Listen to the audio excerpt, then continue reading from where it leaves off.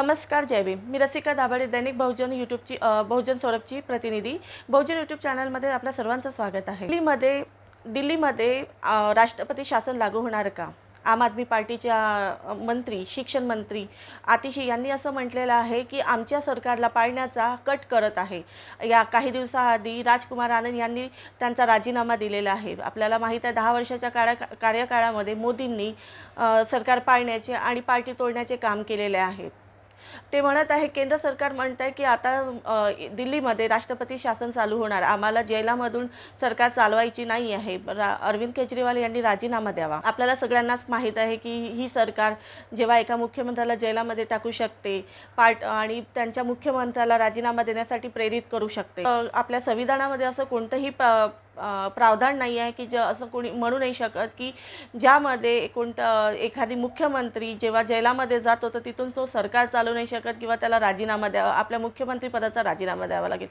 तसेच आपण एक दुसरा असा व्हिडिओ बघणार आहोत की जेव्हा मोदी आता येत्या आगामी लोकसभेच्या निवडणुकीसाठी प्रचारादरम्यान एका सभेला गेले असतात, तेव्हा त्यांच्याकडे आता प्रचार करण्यासाठी बोलण्यासाठी काही पण शिल्लक राहिले नाही. ते मुसलमान, मुस्लिम लीग, रामनवमीचे राम, छी, त्योहार यावरतीच बोलत असतात. आता जी सध्या जी जनता आहे, सर्वसाधारण जनता, त्या जे वाढती महागाई, आणि बेरोजगारी आणि असे अनेक प्रश्न आहे की ज्यावरती ते काहीच बोलत नाही आहे, त्यावरती ते सगळे टाळाटाळ करत आहे. त्यावरती त्यांचा म्हणजे प्रश्नाचे उत्तर देण्यास ते नकार देतात. बघूया आता आपण हे दोन्ही व्हिडिओ सविस्तरपणे. आम आदमी पार्टी की सरकार अरविंद केजरीवाल की सरकार के खिलाफ एक बहुत बड़ा राजनीतिक षड्यंत्र प्लान किया जा रहा है. हमें विश्वसनीय सूत्रों से पता चला है कि आने वाले कुछ दिनों में केंद्र सरकार, भारतीय जनता पार्टी शासित केंद्र सरकार दिल्ली में राष्ट्रपति शासन लगाने वाली है. दिल्ली में अभी जो व्यवस्था चल रही है उसमें उपराज्यपाल भी एक तरह से सरकार चलाते हैं. नौकरशाही पर उनका ही नियंत्रण है, तो फिर दिल्ली में राष्ट्रपति शासन क्यों लगाया जाए? जब एक मुख्यमंत्री को जेल भेजा जा सकता है, मंत्री को इस्तीफा देने की प्रेरणा दी जा सकती है, तो सरकार बर्खास्त करने की बात कल्पना से बाहर भी नहीं हो सकती. हम बस ये कह रहे हैं कि दिल्ली में एक तरह से सरकार तो एलजी भी चला रहे हैं, तभी तो वे मंत्रियों को बैठक में बुलाते हैं, उनके साथ बैठकें करते हैं और आजकल बयान भी दे रहे हैं कि मंत्री बैठक में नहीं आते हैं. बयान यह भी दे देते हैं कि केजरीवाल को इस्तीफा देना होगा, हम जेल से सरकार नहीं चलने देंगे. जबकि इस्तीफा देने की याचिका कोर्ट में ही कई बार खारिज हो चुकी है. कोर्ट ने इस सवाल को सुनने लायक ही नहीं समझा कि जेल जाने के बाद मुख्यमंत्री केजरीवाल को इस्तीफा देना चाहिए. केजरीवाल की गिरफ्तारी के बाद उपराज्यपाल वीके सक्सेना ने कहा कि मैं दिल्ली के लोगों को भरोसा दिला सकता हूं कि दिल्ली की सरकार जेल से नहीं चलेगी, जबकि संविधान में ऐसा कोई प्रावधान ही नहीं है जो यह कहता हो कि जेल होने पर मुख्यमंत्री को इस्तीफा देना होगा. इसी कारण दिल्ली हाईकोर्ट अब तक 3 ऐसी याचिकाओं को खारिज कर चुका है जिनमें मांग की गई थी कि केजरीवाल इस्तीफा दें. पूर्व आप विधायक संदीप कुमार की याचिका को खारिज करते हुए कोर्ट ने उन पर 50,000 का जुर्माना भी लगा दिया. क्या इसके बाद भी उपराज्यपाल दिल्ली की जनता को भरोसा दिलाना चाहेंगे? उपराज्यपाल ने केंद्रीय गृह मंत्रालय को एक पत्र लिखकर शिकायत की है कि दिल्ली सरकार के मंत्री बैठकों में नहीं आ रहे हैं जिसमें वे उन्हें बुला रहे हैं. इसके कई संकेत पिछले कुछ दिनों से दिख रहे हैं. हम पिछले कई दिनों से देख रहे हैं कि दिल्ली में किसी भी अफसर की पोस्टिंग नहीं हो रही है. जो आईएएस अफसर हैं उनकी पोस्टिंग एमएचए द्वारा कंट्रोल्ड होती है, लेकिन पिछले कई महीनों से किसी भी सीनियर आईएएस अफसर की पोस्टिंग दिल्ली में नहीं हुई. दूसरी बात, दिल्ली के अंदर कई विभाग खाली हैं, वहां पर अफसर पोस्टेड नहीं हैं, लेकिन फिर भी दिल्ली के अंदर किसी भी अफसर को नहीं लगाया जा रहा. तीसरी बात, एलजी साहब पिछले एक हफ्ते से एमएचए को बार बार बिना किसी कारण के दिल्ली सरकार को लेके चिट्ठियां लिख रहे हैं। कहते हैं कि मंत्रीगण मीटिंग में नहीं आते, कहते हैं कि मुझे चर्चा करनी है, मैंने मीटिंग पे बुला रहा हूं, ये मीटिंग में नहीं आ रहे हैं। ये वही एलजी साहब हैं जो कोर्ट में खड़े होके कहते हैं कि जी ये ट्रांसफर्ड सब्जेक्ट है, मेरा इससे कोई लेना देना नहीं है। तो जब आप कोर्ट में कहते हैं कि आपका पानी के मुद्दे से, पोल्यूशन के मुद्दे से कोई लेना देना नहीं है, जब वो ट्रांसफर्ड सब्जेक्ट है, तो आप एमएचए में उसके बारे में चिट्ठी क्यों लिख रहे हैं?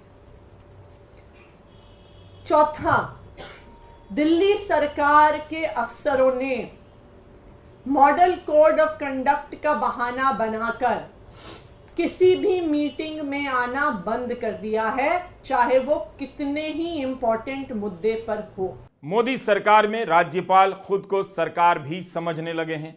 इसके कई प्रमाण आपको दिए जा सकते हैं। सुप्रीम कोर्ट की टिप्पणियां भी हैं। तमिलनाडु के राज्यपाल आर.एन. रवि ने तो एक मंत्री को शपथ दिलाने से ही इनकार कर दिया, लेकिन जब सुप्रीम कोर्ट ने वैसी वाली कड़ी फटकार लगाई जैसी रामदेव को लगाई गई थी, तब जाकर राज्यपाल जी माने और मंत्री को शपथ दिलाई गई। आर.एन. रवि ने तो एक मंत्री को बर्खास्त भी कर दिया और सूचना सार्वजनिक कर दी, मगर बाद में अपना फैसला वापस भी लिया। तो मोदी सरकार के 10 साल में राज्यों की जो सक्रियता बढ़ी है, वो सीधे राष्ट्रपति शासन लगाने से अलग होते हुए भी एक तरह से सरकार चलाने के प्रयास के रूप में देखी जा सकती है। जहां बीजेपी की सरकार नहीं है, वहां राजभवन बीजेपी की गतिविधियों का अड्डा बन गया है। तमिलनाडु के राज्यपाल तो 3-3 साल से विधानसभा के पास किए हुए विधेयकों पर बैठे रह गए। यही वो संवैधानिक संकट है जिसकी बात विपक्ष करता है, और गोदी मीडिया कभी इसे लेकर प्रधानमंत्री से सवाल नहीं करता है। इसलिए कहता हूं कि हमारे वीडियो को खुद भी देखिए और आम लोगों को बुला बुलाकर दिखाइए, वक्त कम बचा है। पंजाब के तत्कालीन गवर्नर बनवारी लाल पुरोहित ने 4 बिलों को मंजूरी नहीं दी। यह भी कह दिया कि 19 और 20 जून 2023 के जिस सत्र में ये बिल पास हुए हैं वो अवैध है। इस पर पंजाब सरकार सुप्रीम कोर्ट गई, तब सुप्रीम कोर्ट ने राज्यपाल को फटकार लगाई और कहा कि आप आग से खेल रहे हैं, आप सरकार के संसदीय रूप को ही खतरे में डाल रहे हैं, आप स्पीकर के अधिकार क्षेत्र में दखल दे रहे हैं। विधानसभा का सत्र बुलाने का अधिकार स्पीकर का है। राज्यपाल नहीं कह सकता है कि सत्र अवैध था, तो मैं बिल्कुल साहब परेशान है, हैरान है।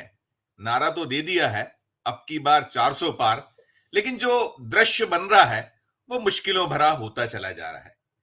मुद्दे हैं नहीं, अलग अलग मुद्दे हर दिन ढूंढे जा रहे हैं। मूल मुद्दों पर बात नहीं हो रही है, प्रतिपक्ष घेर रहा है विषयों पर। बेपटरी हो रहा है धीरे धीरे जो साहब का, प्रधानमंत्री नरेंद्र मोदी जी का जो चुनाव प्रचार अभियान है, ताबड़तोड़ दौरे हो रहे हैं, देश नापा जा रहा है। 400 पार के लिए देश नापना भी होता है, पहले भी नापते थे, आज भी नाप रहे हैं, लेकिन स्थितियां बदली हुई हैं।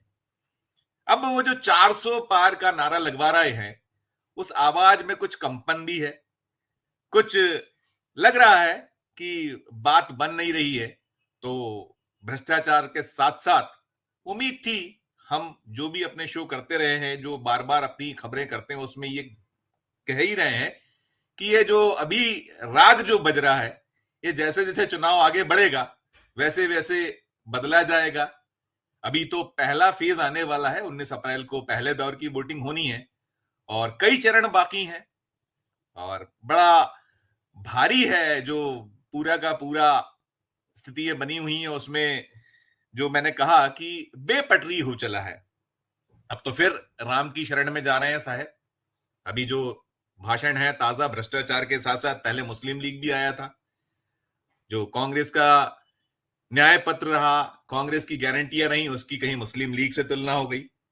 फिर अब ये निकल कर आया है कि रामलला के जो शरण है पुनः जाना है, उसमें जो रामनवमी है उस पर एक बड़ा भव्य और दिव्य आयोजन, और उसकी अभी से गोदी मीडिया में तो गूंज होने लगी है कि बड़ा एक जो सूर्य तिलक उसकी रिहर्सल चल रही है तो जो स्थितियां बन रही हैं, जो हालात पैदा हो रहे हैं, और जो मैंने कहा बेपटरी, अब देखिए आज जो स्मृति ईरानी का जो बयान आ रहा है, कहीं खींच सी दिखती है।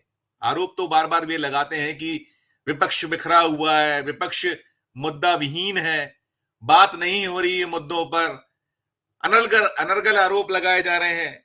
अब कश्मीरी हिंदुओं की भी चिंता होने लगी है साहब को, साउथ गए, वहां जो दिखा बना सब कुछ है। तो कहीं ना कहीं जो 400 पार या 370 अपनी दम पर उसके पार, वो पूरी की पूरी जो उनकी अपनी घोषणा है कुछ गड़बड़ाती दिखती हैं। तो शायद यही वजह है कि पूरा का पूरा जो प्रचार का अभियान है वो उम्मीद के अनुरूप, जो वास्तविक मीडिया है, जो हम वैकल्पिक जरूर कहे जाते हैं लेकिन हम जो बात रखते हैं, बताते हैं, मुद्दों आधारित बात ही करते हैं, वो उससे भटक रहा है और शायद आने वाले दिनों में और भटकेगा। इसलिए अब मटन और मछली भी निकल आया है। तो जो ताजा हालात हैं, ताजा स्थिति हैं, आज हम नेहमीप्रमाणे आपण बुद्धा या सिरियलमधला एक प्रसंग म्हणजे एक घटना दाखवत असतो की जेव्हा भगवान बुद्ध त्यांच्या गुरु कौटिल्यकडे भेट देतात तेव्हा ते म्हणतात की मी अजूनही जे परम ज्ञान आहे त्याच्यापासून अजूनही मी खूप लांब आहे, मला या जीवन मरणाच्या चक्रातून मुक्तीचा मार्ग शोधायचा आहे। हा असा एक खूप सुंदर प्रसंग आहे, अत्यंत मार्मिक आहे। तुम्ही सगळ्यांनी हा व्हिडिओ नक्की बघावा।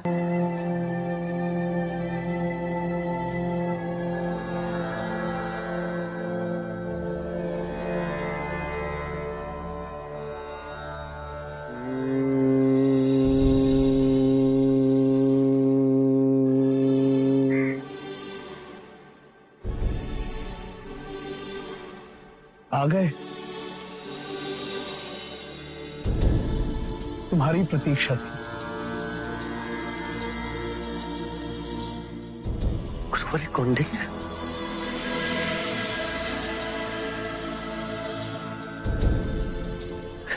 गुरुवारी कौंडी है? युवराज सिद्धार्थ, केवल सिद्धार्थ, उस युवराज को बहुत पीछे छुड़ाया। यही वो ज्योतिर्मय सिद्धार्थ है जिसके बारे में आप सबने मुझसे सुना है।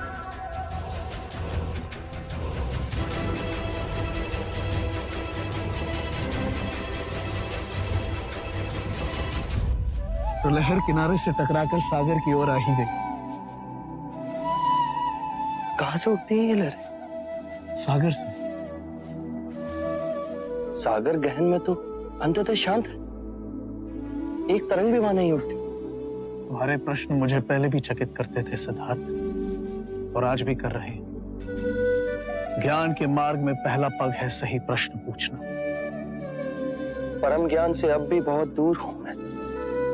तुम्हारे मन की पिपासा तुम्हें इतनी दूर लेकर आएगी, ये कल्पना नहीं की थी। महाराज शुद्धोदन की चेष्टा के विपरीत वही हुआ जो होना था। मुझे जीवन और मरण के इस चक्र से मुक्ति के मार्ग की खोज है, और यही तृष्णा मुझे गुरुवर्य आचार्य अलार कलाम के पास ले गई। उनसे मैंने सांख्य शास्त्र और ध्यान मार्ग की दीक्षा ली। अब आगे की यात्रा के लिए मैं गुरुवर्य उद्रक रामपुत्र के यहाँ आया। अब हमारे नई परिचय की यात्रा की शुरुआत हुई। अब तक हम गुरु शिष्य थे, पर अब गुरु भाई बन गए। तो क्या आप भी उद्रक रामपुत्र के शिष्य हैं? तो कृपा कर मुझे उनके पास ले चलिए। उन्हें उद्रक रामपुत्र के पास तुम्हें ले जाऊं, इतना सामर्थ्य नहीं है मेरा। अब यहां तक आ गई हो तो आगे की यात्रा तुम्हें अकेली ही करनी होगी। सिद्धार्थ, सोच लो, उसके बाद पलटने का कोई रास्ता नहीं होगा। पलटने के लिए इतने दूर नहीं आया मैं। वो देखो, वो जो सामने वाली गुफा है, वहीं पर मुनि उद्रक रामपुत्र साधना कर रहे हैं। उन्होंने जीवन के 70 वर्ष से अधिक समय साधना के लिए समर्पित कर दिए। वो मौन रहते हैं। शिष्य यदि योग्य हो तो गहरे ध्यान में आकर उसे ज्ञान देते हैं। जो परम ध्यान साध ले उसी को मिलते हैं गुरु के दर्शन।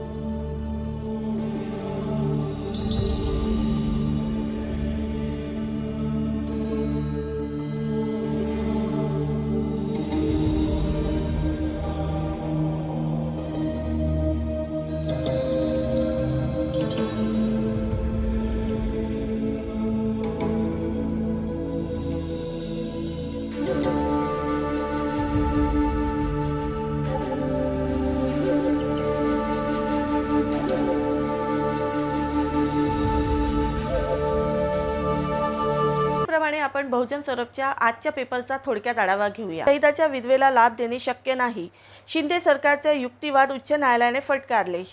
शहिदेच्या विधवेला लाभ देणे शक्य नाही, शिंदे सरकारचा युक्तिवाद उच्च न्यायालयाने फटकारलेला आहे. भारतीय लष्करातील एका शहिदाच्या पत्नीला बरेच दिवसापासून ही जी महाराष्ट्र सरकारने टाळाटाळ केली आहे, तिला आतापर्यंत कोणतीही सुविधा प्राधान्य करण्यात आली नाही आहे. यावर मुंबई उच्च न्यायालयाने महाराष्ट्र सरकारला फटकारलेला आहे आणि तुम्ही मोठे मन दाखवत योग्य तो निर्णय घ्यावा. त्याच बाजूला आपण बघूया, शिवसेना नकली असायला तुमची डिग्री आहे का, उद्धव ठाकरे म्हणतात. मोदींनी जेव्हा म्हटलेलं आहे की शिवसेना ही नकली आहे, मोदीचं जेव्हा नाणं चालत नाही तेव्हा शिवसेना नकली आहे असं म्हणतात आणि शिवसेना आमची शिवसेना तुम्ही फोडली आहे. तर त्याबद्दल उद्धव ठाकरे यांना म्हणतात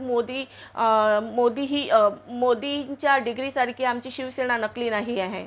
त्याच बाजूला केंद्र सरकारचे शेतकरी आणि तरुणांकडे दुर्लक्ष. राहुल गांधी ते म्हणतात की आजची जी सरकार आहे मोदी सरकार, ती शेतकऱ्यांचे प्रश्न तर त्यांना म्हणजे MSP यावरून याकडे पण दुर्लक्ष करत आहे आणि तरुणांच्या जे बेरोजगारी आहे त्यावरती पण ते बोलणं चाहत नाही आहे. जे मेन मुद्दे आहे त्यावरून भटकवून ते आपल्या काहीतरी वेगळ्याच मार्गावरती हे करत आहे. म्हणून म्हणतात की राहुल गांधी की या सरकारचे या लोकांकडे अत्यंत दुर्लक्ष आहे. त्याच बाजूला बघूया, रामेश्वर कॅफे बॉम्बस्फोट प्रकरणाच्या सूत्रधारकाला एकाला अटक. आम्ही काही वाढदिवसाच्या हार्दिक मंगलकामना दिल्या आणि विनम्र अभिवादन आणि त्याचबरोबर डॉक्टर बाबासाहेब आंबेडकर संयुक्त नागरिक जयंती समारोह 2024 बद्दल एक जाहिरात दिली आहे. आता बघूया पेज नंबर 4 वरती. डॉक्टर रीता शेवाळे सोनटक्के यांना PhD प्रदान. राष्ट्रसंत तुकडोजी महाराज नागपूर विद्यापीठाच्या परीक्षा आणि PhD सेलतर्फे कला शाखेतर्फे यांच्या शोधासाठी यांना PhD प्रदान करण्यात आली. त्याच बाजूला बघूया, महात्मा ज्योतिबा फुले यांची जयंती नागार्जुना अभियांत्रिकी महाविद्यालयात साजरी करण्यात आलेली. त्याच्या बाजूला आहे निवडणूक निरीक्षकांचा लोकसभा उमेदवार व प्रतिनिधींशी संवाद. प्रत्येक मतदाराला आपले मतदान करण्याचा हक्क आहे, त्याच्याबद्दल त्याची पारदर्शकता जाणून घेण्याचा पण प्रत्येकांना अधिकार आहे. तर त्यासाठी निवडणूक आयोगाने उमेदवार व प्रतिनिधींशी संवाद साधलेला आहे. त्याबद्दल थोडी सविस्तर माहिती आम्ही याच्यामध्ये दिलेली आहे. त्याच बाजूला लोकसभा निवडणुकीत अंधश्रद्धेचा वापर करून मतदारांच्या मनात दहशत निर्माण करणे हा गुन्हा महाअनीस. ते म्हणतात की आता येत्या आगामी लोकसभा निवडणुकीमध्ये उमेदवार आहेत त्यांना अंधश्रद्धा याच्यावरून भय त्यांच्या मनामध्ये निर्माण करणे हा अत्यंत गुन्हा मानला जाईल. हा आचारसंहितेचा उल्लंघन होईल असं त्यांच्यामध्ये सांगितलेलं आहे. डॉक्टर बाबासाहेब आंबेडकर बँकेच्या स्टॉलचे उद्घाटन. डॉक्टर बाबासाहेब आंबेडकर यांच्या बँकच्या स्टॉलचे उद्घाटन इंदोरा येथे आयोजित करण्यात आलेले आहे. त्याच बाजूला आम्ही बघूया, महात्मा ज्योतिराव फुले यांना विविध संस्था संघटनांकडून अभिवादन करण्यात आलेलं आहे. त्यामध्ये संविधान परिवार नागपूर, महाराष्ट्र अंधश्रद्धा निर्मूलन समिती, तक्षशिला बुद्ध विहार, काष्टाबाई महासंघ, सत्यशोधक समाज, प्रबोधन प्रकल्प, चॅरिटेबल ट्रस्ट व तथा win foundation Mumbai, Omkar Nagar, Bahujan employees federation of India अशा बरेच सामाजिक संस्थांकडून महात्मा ज्योतिबा फुले यांना काल 11 एप्रिल यांची जयंतीनिमित्त अभिवादन करण्यात आले. आमचा अग्रलेख दिलेला आहे. या निवडणुकीत संवैधानिक मुद्द्यापेक्षा धर्माचे मुद्दे का महत्त्वाचे झाले आहेत. आपल्याला सगळ्यांना माहीत आहे की सरकार धर्माच्या नावाखाली मत मागण्याचा कट करत आहे. जे सामाजिक जनतेचे प्रश्न आहेत ते त्यांना त्याचे उत्तर ते देत नाही. निवडणुकीवरती हा आमचा अग्रलेख आहे, त्यावरती सविस्तर माहिती दिली आहे, बघाल. त्याच बाजूला महात्मा ज्योतिबा फुल्यांची समाज क्रांती की महात्मा फुले यांच्यावरती अजून आम्ही एक अग्रलेख दिलेला आहे. त्यावरती त्यांचे अत्यंत खूप चांगले समाजकार्य त्यांनी आतापर्यंतच्या काळामध्ये केलेले जे इतिहासामध्ये घडलेले कार्य त्याबद्दल आम्ही सविस्तर या लेखाद्वारे वर्णन केलेले आहे, ते तुम्ही बघाल. त्याच बाजूला आमचा अजून एक आहे, मतदान जपून द्या, फार नाही तर उलटेल ही तलवार. भारताची संपूर्ण लोकशाही मूठभर लोकांच्या हातामध्ये गुलाम आहे. भ्रष्ट नेता, पुढारी आणि भ्रष्ट अधिकारी यांच्या भांडवलदार आपल्या स्वार्थासाठी तिला राबवत आहे. हा एक खूप छान आता येत्या आगामी लोकसभेच्या निवडणुकीवरच आधारित आहे. हा पण एक अग्रलेख ज्ञानेश्वर दुर्गादास रक्षक यांनी लिहिलेला हा अग्रलेख आहे. तो तुम्ही सगळ्यांनी बघूया पेज नंबर 3 वरती. फक्त जयभीम बोलणे आंबेडकरवाद नव्हे.